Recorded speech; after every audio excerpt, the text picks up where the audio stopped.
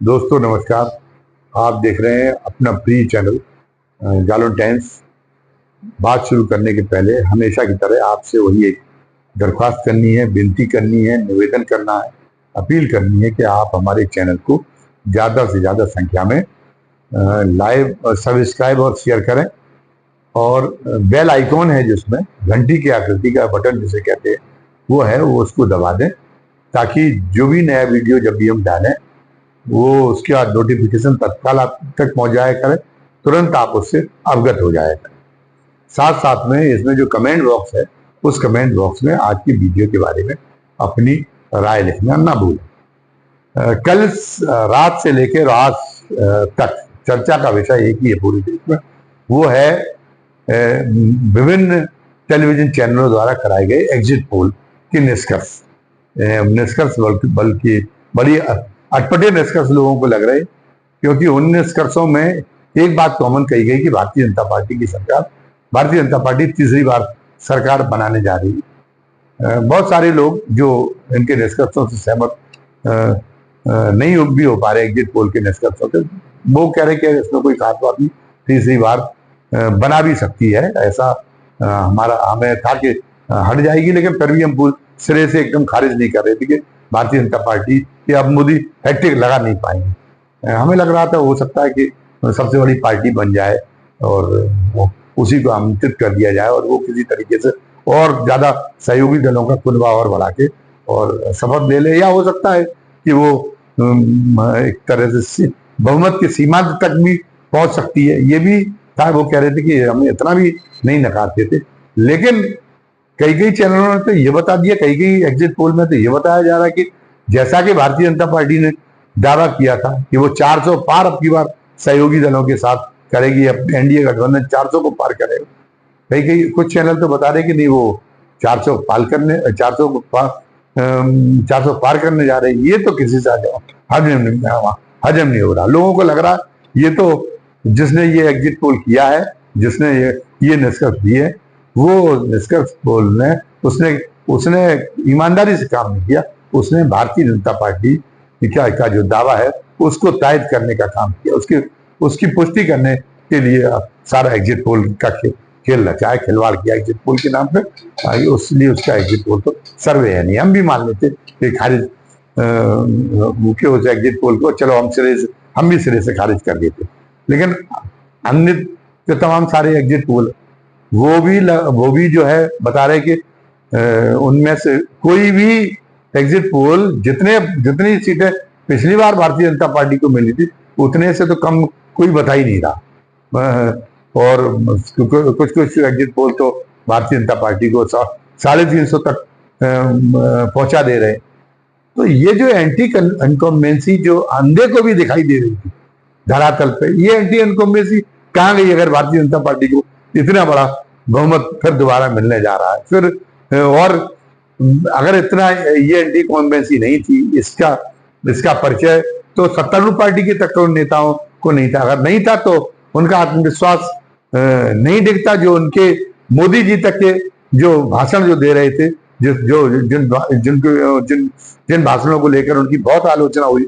ये कहा गया कि आज तक किसी प्रधानमंत्री ने इतने मर्यादाहीन भाषण नहीं दिए जितने मोदी जी ने दिए हैं। उन्होंने एक रिकॉर्ड बना दिया, एक कीर्तिमान कायम कर दिया, एक इस मामले में एक इतिहास रच दिया। तो ये जो है आखिर क्यों, मतलब मोदी जी इतने बहक गए थे? इसके पीछे आत्मविश्वास कमजोर होने ही तो एक मुख्य कारण था। तो आत्मविश्वास क्यों कमजोर हुआ? क्योंकि जब दिखाई दे रहा था एंटी इनकम्बेंसी इतनी ज्यादा है, तो मोदी जी को भी तो इस बात का एहसास हो रहा था। इसीलिए तो वो बार बार मुद्दे बदल रहे थे, वो बेबसी में उसी पिच पे खेल रहे थे जो विपक्ष तैयार कर रहा था। ऐसा सब कुछ करना पड़ता, वो तो ऐसा सब कुछ क्यों करते वो, वरना वो तो अपनी पिच पे खेलते रहते। जब उन्होंने देखा कि यही तो देखा होगा कि जब राम मंदिर का मुद्दा नहीं चल रहा, राम मंदिर के उद्घाटन होने का, तो उन्होंने फिर राम मंदिर के बारे में कहना कम शुरू किया। फिर तो वो अपनी बात कि हम क्या करने जा रहे हैं, ये बात तो फिर तो वो खामोश हो गए। फिर तो वो विपक्ष की बातों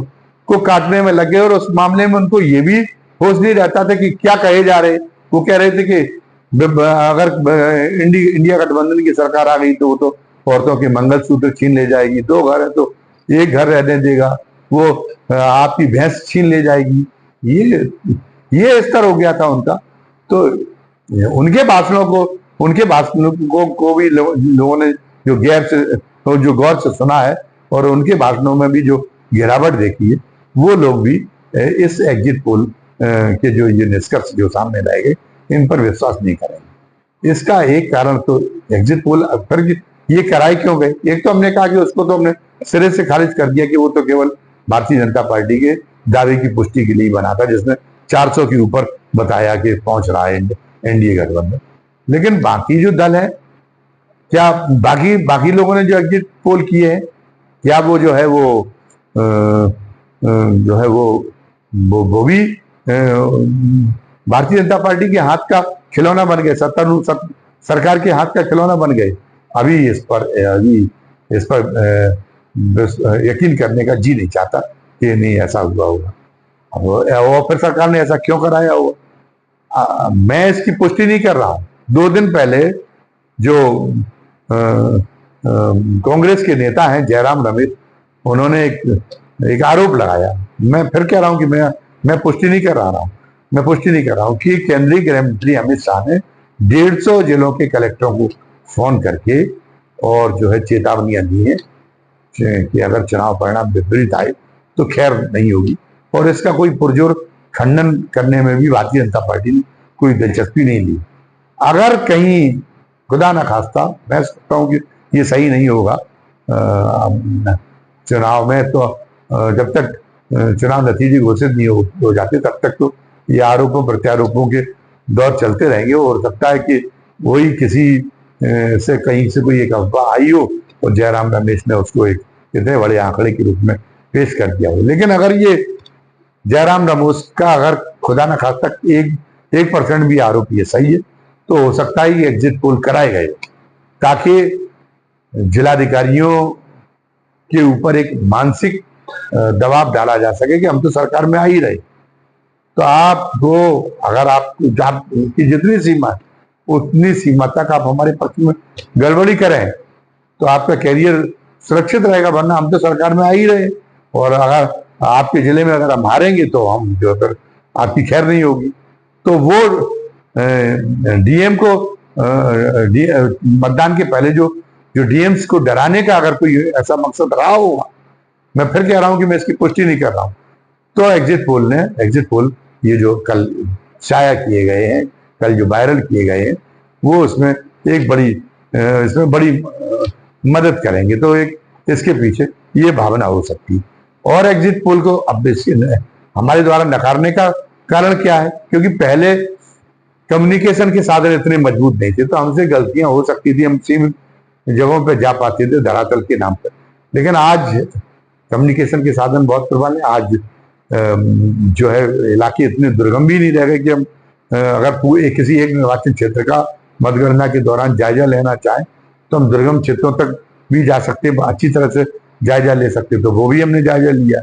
और हम फिर जो अन्य जगह जहाँ वोटिंग हो रही है, अन्य जिलों में किसी और चरण में वोटिंग हो रही, तो हमारे जो परिचित हैं और जिनको हम समझते हैं कि वो जमीनी समझ रखते, उनको हम तत्काल मोबाइल से मतगणना के दौरान ही रुझान पता कर सकते हैं। और वो रुझान इतने गलत नहीं हो सकते। आखिर एग्जिट पोल करने वालों के पास में भी तो हमें पता है, वो ये तो बताते नहीं कि वो एग्जिट पोल करते कैसे, कौन इनके पास में मैन पावर कौन सी रहती।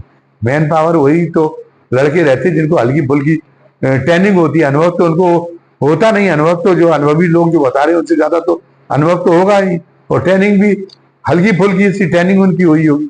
तो हल्की फुल्की ट्रेनिंग से वो एक ऐसे सत्य को निचोड़ के लाएंगे हैं, और हम लोग नहीं ला पाएंगे। ऋषियों की तरह से उन्होंने मतलब बरसों तक तपस्या की हो और फिर उनको बोध सत्य प्राप्त हुआ हो, इसलिए वो उन्होंने पता चला एक दिन वो 2 दिन चक्कर लगाए, या उस दिन मतदान के तत्काल बाद चक्कर लगाए, वो तत्काल उन्होंने निष्कर्ष निकाल लिया। और हम जो है लोगों से पूछते रहे, और हमारे निष्कर्ष, हम इतना अनुभव होते हुए भी निष्कर्ष निकालने का कोई मतलब नहीं रहा। इसके अलावा देश में कई ऐसे पत्रकारिता में कई ऐसे चेहरे जो दिग्गज तो है ही, जिनकी निष्पक्षता के कायल उनके विरोधी भी, उन्होंने भी कभी भी ऐसी बातें नहीं कही जो एग्जिट पोल बता रहा है। वो भी यही बताते रहे कि भारतीय जनता पार्टी की स्थिति इस बार डामाडोल है, इस बार मोदी जी को मुश्किलों का सामना करना पड़ रहा है और उसके पीछे कई कई फैक्टर हैं, कई मुद्दे हैं और वो मुद्दों की भी उनकी चर्चा चलती रहे। तो हम ये मान के चल रहे हैं कि जो एग्जिट पोल है उसमें एक अधूरा सच है, इतना इतना मात्र सच हम उसका मान लेते कि हम जो है कि ये जो है ये भारतीय जनता पार्टी हो सकता है कि तीसरी बार फिर सरकार बना लेगी, लेकिन एंटी इनकम्बेंसी का असर दिखाई देगा।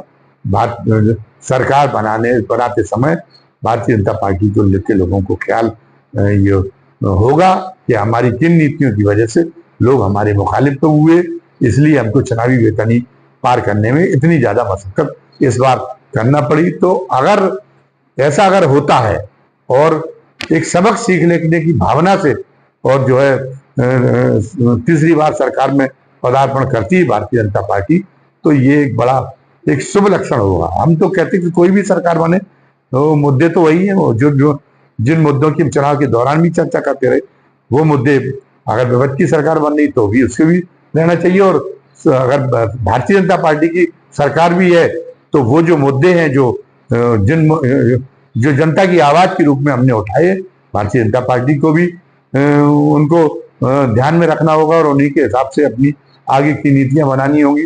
अगर उन्हें जितना एग्जिट पोल जितना बड़ा बहुमत बता रहे कि इतने बड़े बहुमत से वो फिर सत्ता में आ रहे, अगर इतना बड़ा बहुमत मिल गया तब तो उनका मद और बढ़ जाएगा, तो फिर वो ये इन मुद्दों पे कोई गौर करने वाले नहीं।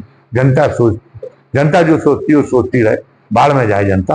फिर तो वो जो स्वेच्छाचारिता, जो हरधर्मिता, खामखा की हरधर्मिता मोदी जी ने दिखाना अपना बना रखा है, अपनी एक अदा बना रखी, वो उस अदा में और आगे बढ़ते हुए दिखाई देंगे, उसमें पीछे नहीं हटाएंगे। लेकिन ऐसा होने जा नहीं रहा। हम ये मान रहे हैं कि ये चुनाव सरकार बनाएगी भारतीय जनता पार्टी, तो वो जो है वो चुनाव उसको जो है सबक सीखने वाले चुनाव परिणाम जो है सबक सिखाने वाले चुनाव परिणाम होंगे और उनसे वो सबक जरूर लेगी और वो जो है आगे चल के जो नीतियां बनाएंगी, अर्थनीति का उसका मॉडल ऐसा होगा कि वो ये इस विश्वास के आधार पर होगा, इस मान्यता के आधार पर होगा कि विकास के नाम पे जितने भी आविष्कार हो रहे विज्ञान के, ज्यादा से ज्यादा जीवन जो मानवीय जीवन है उसको सुखमय बनाने के लिए जितने भी आविष्कार हो रहे, उन आविष्कारों तक हर व्यक्ति की पहुंच सुनिश्चित की जानी चाहिए। उसका ये सरकारों व्यवस्थाओं का नैतिक कर्तव्य है। इसके लिए अगर वो आमदनी की कमी की वजह से, गरीबी की वजह से, अभावग्रस्तता की वजह से अगर वो मतलब उस पहुंच से दूर रहते हैं, तो उसको दूर करने वाली नीतियां बनाने वाला वो जो है वो दूरी को खत्म करने वाली नीतियां बनाने का काम करने के लिए सरकारें बाध्य हैं, जिसके लिए वो या तो वो ऐसी चीजों पर, जैसे पहले सरकारों की पहले नीति रहा करती थी कि मान लीजिए रसोई गैस एक आवश्यक सुविधा है, वो एक सामने आई है जिससे जो है सुविधाजनक ढंग से खाना तैयार कर सकते हैं लोग, तो वो रसोई गैस एक आम आदमी तक पहुंचे, आम आदमी तक उसकी पहुंच हो, इसलिए उसने जो है सिलेंडर पर, पहले रसोई गैस के सिलेंडर पर सब्सिडी की नीति अपना रखी थी। फिर अब इस वर्तमान सरकार ने सब्सिडी की नीति को लगभग समाप्ति कर दिया था। वो प्रतीकात्मक जो सब्सिडी थी इसका कोई मतलब नहीं था। अब ये कह सकती है कि हमने तो उसके बदले उज्ज्वला योजना चलाई जिसमें मुफ्त में सिलेंडर और मुफ्त में गैस चूल्हा दिया।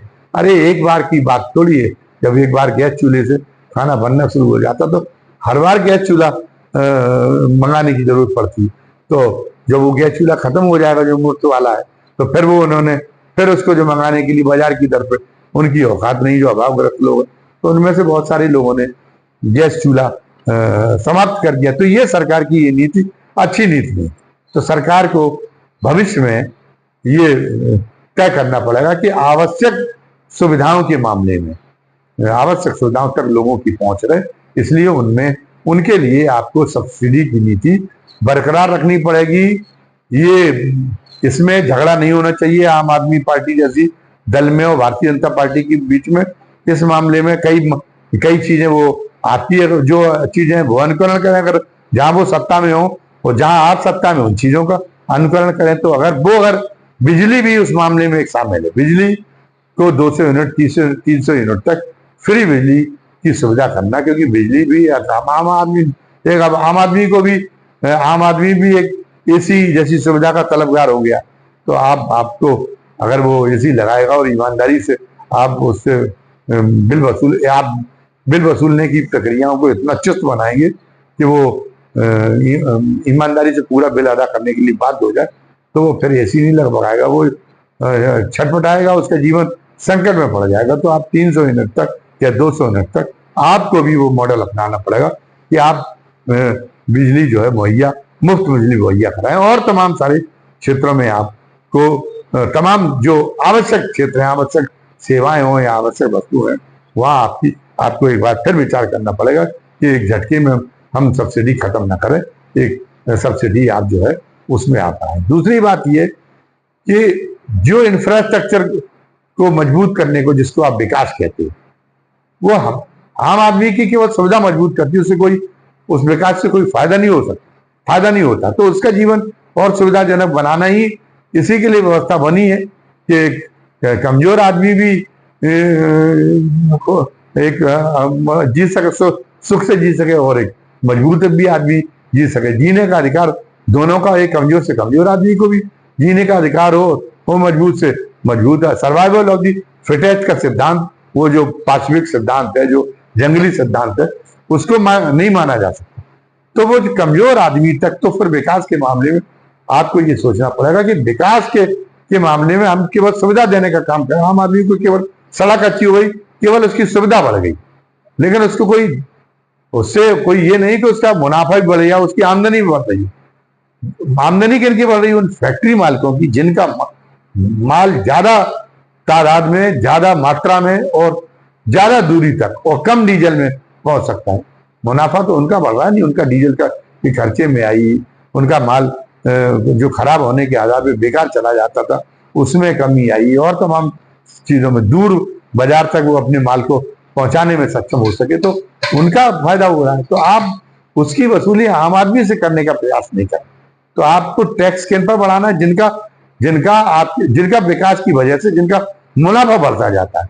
तो मुनाफा अगर उनका बढ़ रहा है तो मुनाफे उसके उन्हें अनुपात में उसको एक टैक्स बढ़ाने का काम करें, न कि आप जो है टैक्स के मामले में सब दान 22% तोलने का काम करें कि बड़ा आदमी को से भी आप उतना ही टैक्स लेंगे, और एक पता चला कि गरीब आदमी से भी आप उतना टैक्स लेंगे। जीएसटी जैसे मामले में आपको न्याय करना पड़ेगा। पहली बात तो आपने ये वायदा किया था कि जीएसटी लागू करने के बाद में हर चीज का पक्का पर्चा मिलेगा, जो भी बाजार में आप खरीदेंगे। कहाँ मिल रहा पक्का पर्चा? आप जानबूझ के चोरी को छूट दे रहे। तो आपने जीएसटी जैसी व्यवस्थाएं क्यों लागू की हैं? ये दिखाई देता है कि सरकार ने व्यवस्थाएं इसलिए लागू की हैं क्योंकि सरकार जो है कि ताकि जो है उसका जो वही कह रहे जो मुनाफाखोरों का मुनाफा, उनको जीएसटी चोरी की ज्यादा अवसर मिले, क्योंकि पक्का पर्चा नहीं देते, फिर वो ऊपर जाके हेरा फेरी करते, और तो उनका मुनाफा और जब ज्यादा बढ़े चोरी के रूप में। और दूसरी बात, उन तक पूरी आय जीएसटी के नाम पे जो वसूली होती, जो सरकारी खजाना में पहुंचना चाहिए, वो उनकी जेब में जाके समा जाए। उनकी जेब में कैसे समा जाए? क्योंकि जीएसटी आप उन चीजों पे भी लगा रहे जिन पर नहीं लगानी चाहिए। उन आवश्यक वस्तुओं पे, आटा तक पे आप जीएसटी लगा रहे, और उपभोक्ता से तो दुकानदार ले ही लेता है, और फिर दुकानदार फिर जब पक्का पर्चा नहीं दे रहा तो वो चुरा रहा है, उसकी सांठगांठ अपने फैक्ट्री मालिक से वो चुरा रही। तो ऊपर जो मुनाफा कमाने के लिए जो है जिनके ऊपर जिन्हें मुनाफा कमाने के अवसर, उनका मुनाफा तो आपने जीएसटी के माध्यम से बढ़ा दिया, लेकिन आम आदमी के ऊपर कर का बोझा बढ़ा दिया, क्योंकि उसके पास तो चोरी नहीं, उसे तो जीएसटी देनी है, चाहे वो सरकारी खजाने में जमा हो रही हो या ना हो रही। तो ये जो है, ये इसको आप खत्म करने का काम करें। दूसरी बात, कोई नए लोगों पे कोई नया टैक्स आम आदमी पे ना लगे, इस बात का आप ख्याल रखें। और लेकिन आपको संसाधनों की भी बहुत जरूरत है। तो आप जिस द्रुत गति से विकास चाहते, तो उसके लिए आपको क्या करना चाहिए? आपको काम आपको उसके लिए ये करना होगा कि आप जो है, आप जो तमाम सारे कारपोरेट में और जो बड़े आयकर दाता है, वो जिस तरीके से आयकर की छूट हासिल कर लेते हैं। आप वो छूट चोरी से, जिस तरह से झांसेबाजी से हासिल की जा रही, उस पर आप रोक लगाएं और उसकी दर बढ़ाएं, उसके उन लोगों पे ज्यादा, आम लोगों पे कम करें और उन पर वेल्थ टैक्स लगाने का काम करें। उनके लिए आयकर चोरी की गुंजाइश बहुत न्यूनतम रहने दें, ताकि जो आयकर से जो आपकी उगाही का जो टारगेट है सरकार का, वो पूरा हो जाएगा। अगर आप जो सक्षम करदाता है, जो पता चला 1 लाख रुपए का आयकर तब देते जब 1 करोड़ रुपए की चोरी कर लेते, अगर सरकार अगर प्रयास कर ले तो उन्हें पूरा 1 करोड़ रुपया देना पड़ेगा। और उसके बाद में तो सरकार को, आम आदमी को परेशान करने के लिए टैक्स की जरूरत नहीं, टैक्स की जरूरत नहीं रह जाएगी। वो उतना के पास में उतना टैक्स पहुंच जाएगा। और जब इतना ज्यादा पूंजी का केंद्रीकरण हो रहा है कि 1% अमीरों के पास में और 40% देश की जायदाद पहुंची जा रही, तो आप उन 1% लोगों के ऊपर आप जो है वेल्थ टैक्स लगाने का, आप वेल्थ टैक्स लगाने के बारे में आप सोचें। जो सुझाव दिए जा रहे हैं उसमें आप जो चकमेबाजी का प्रयास न करें कि नहीं ये विपक्ष ने ये मांग उठाई है क्योंकि वो जो विनिवेश करने वाले हैं उनको जो है उनके साथ में वो अन्याय करना चाहती, विनिवेश करने वालों को नुकसान पहुंचाना चाहती, उनको चोट पहुंचाना चाहती। ये आप जो ये दयालुता उनके लिए है, ये आप इस दयालुता से कृपया जनता को बख्शें। उन्हें दयालुता लोगों पीड़ितों के लिए होनी चाहिए, अभावग्रस्त लोगों के लिए होनी चाहिए, बड़े आदमियों के लिए ये अनावश्यक दयालुता की, अनावश्यक सुकुमारता की कोई जरूरत नहीं है। और सरकारी भर्तियों में, सरकारी नौकरियों में आपको इस एकदम इस तरीके से आपको विचार करना पड़ेगा कि आप दर्जी भर्तियों को आप रोकने का काम न करें। सरकारी नौकरियों को आप पर्याप्त संसाधन जुटाएं ताकि आप जो सरकारी कर्मचारियों की मौजूदा संख्या है उसका आप खर्चा बर्दाश्त कर सकें। उनको आप पूरा एकदम सरकारी कर्मचारियों का पूरा तंत्र समाप्त करके, और आप कोई विकास में कोई नगीना जोड़ने का काम नहीं कर रहे।